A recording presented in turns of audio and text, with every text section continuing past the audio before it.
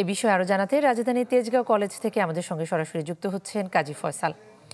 ফয়সাল, পরীক্ষা তো শেষ, তো পরীক্ষা এবং সার্বিক ব্যবস্থাপনা নিয়ে পরীক্ষার্থীরা কি বলছেন?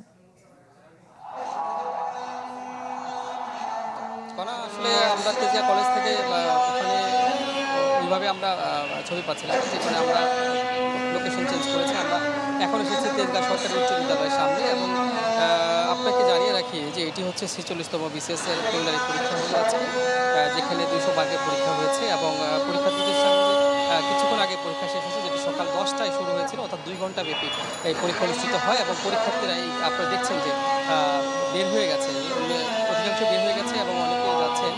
পরীক্ষার্থীদের সঙ্গে আমরা কথা বলেছি এবং পরীক্ষার্থীরা আমাদেরকে বলেছেন তাদের পরীক্ষা তুলনামূলক ভালো হয়েছে এবং অনেকটা সহজ এসেছে।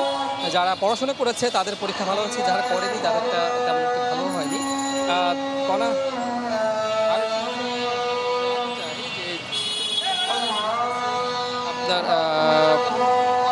আবেদন পড়েছে 3,38,000 এবং বিভিন্ন ক্যাডারে শূন্য পদের সংখ্যা 3,140টি। এর মধ্যে সবচেয়ে বেশি নেওয়া হবে স্বাস্থ্য ক্যাডারে।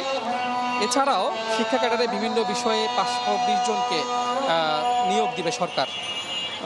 আসলে পরীক্ষা আসলে শেষ হয়ে গেছে, তো এই কারণে আসলে এখানে আর দেখানোর মতো তেমন কিছু নেই। পরীক্ষার ফলাফল যখন আসবে তখনই আসলে বলা যাবে যে কারা এই পরীক্ষায় উত্তীর্ণ হয়েছেন।